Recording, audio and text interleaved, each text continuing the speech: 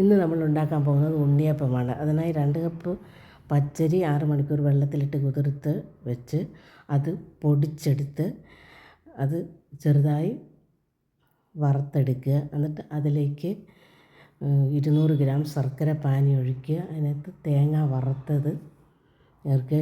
ഏലക്കാപ്പൊടി 1 spoon ഏലക്കാപ്പൊടി, 2 spoon റവ, 2 spoon മൈദ ഇത്രയും ചേർത്ത് ഇളക്കി യോജിപ്പിച്ച് വയ്ക്കുക.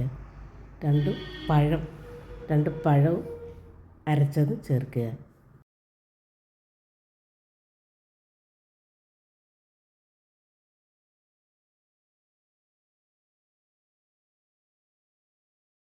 നുള്ളു ഉപ്പും ചേർക്കുക. എന്നിട്ട് അത് ഒരു രാത്രി പൊങ്ങാൻ വേണ്ടി വയ്ക്കുക. ഒരു രാത്രി വെച്ചിട്ട് പിറ്റേ ദിവസം ഉണ്ണിയപ്പം ചുട്ടെടുക്കുക.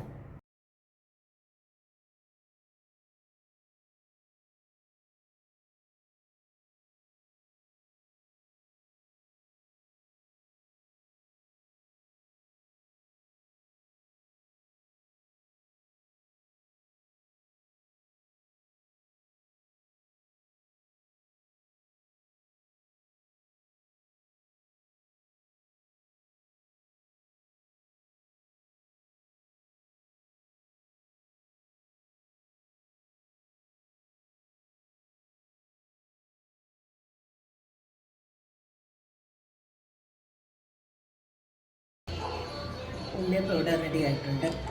Thank you for watching.